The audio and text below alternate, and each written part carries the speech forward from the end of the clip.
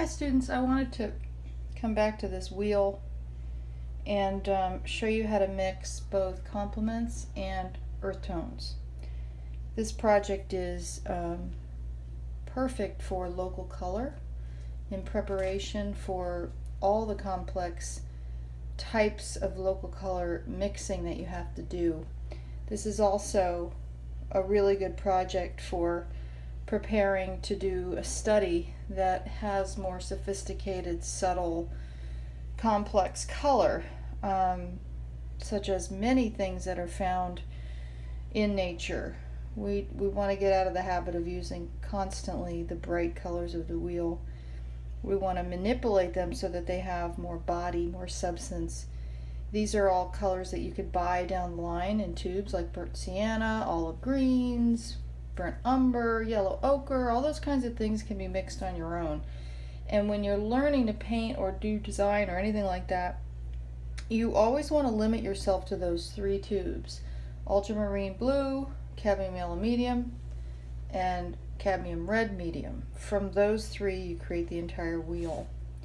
We do have black and white as an option, and a grayscale, and at any time you can add these in, especially when you're doing a monochromatic study. But in this case, I wanted to show you how to mix the neutral in the middle of the wheel and how to add that to each hue, all 12 of them, to create a really nice rich earth tone. Now, a lot of my projects you only have to use 6, so I will skip the tertiaries since we're most likely in the projects I have, the projects I have you doing, we're only doing the primaries and secondaries. You get a sense though of the color and what it does even if you don't have the in-between tertiaries.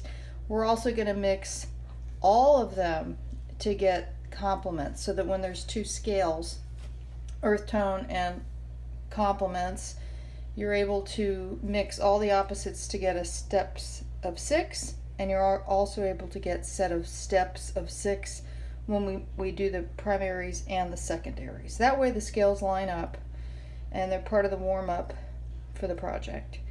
Mud mixture is the neutral in the middle in a 12-step scale.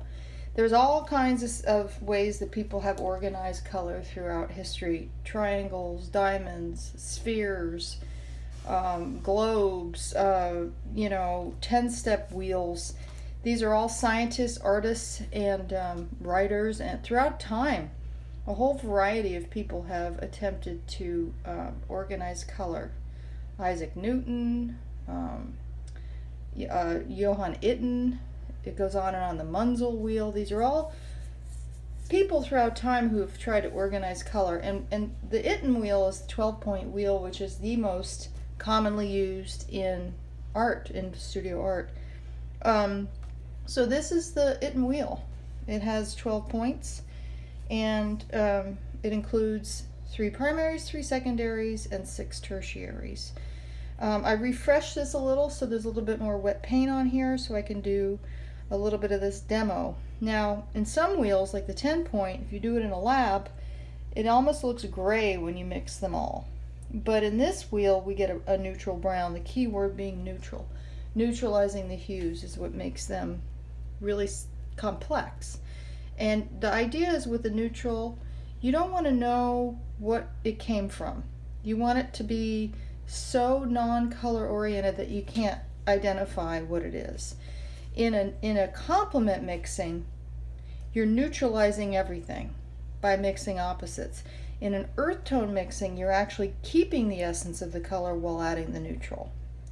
So they're two distinct things, but I think I can show them both, since they're both scales that need to be done in preparation for local color as well as for aerial perspective. In all groups of my classes, this is all very related.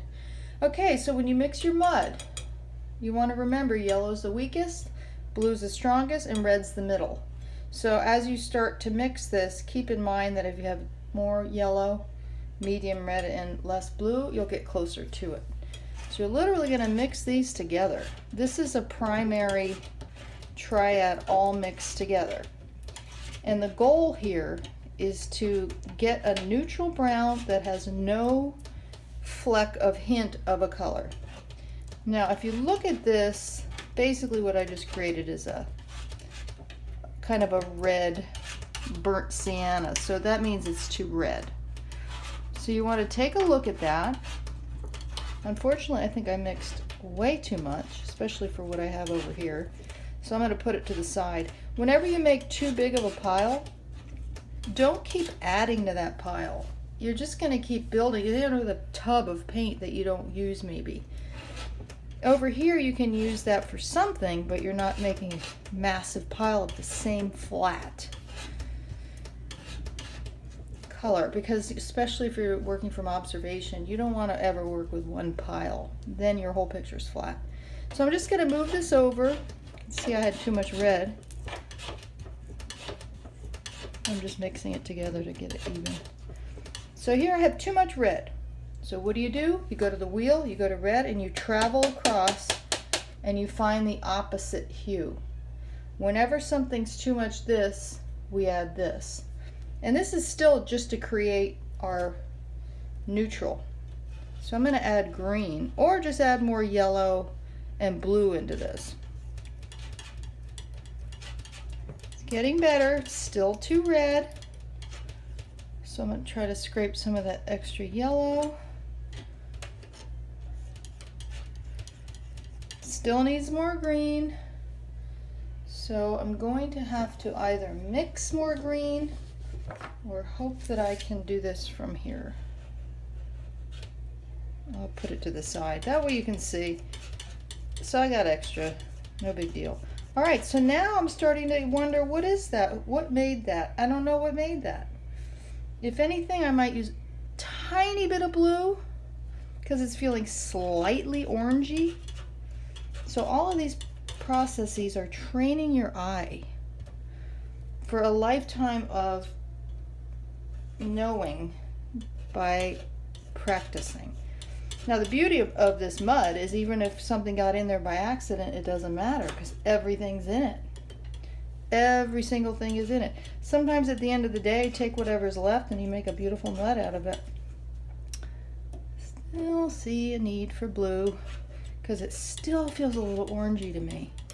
And again, orange is opposite blue, and you'll see that more clearly on a wheel that you've made a little more evenly than that. All right, that's not bad. So where does this go? This goes in the middle, because this is a compilation of everything. It's just the primaries, but of course it's everything that the primaries are. Now what we want to do is literally take the tiniest dot of that mud and mix it with each hue. That will give us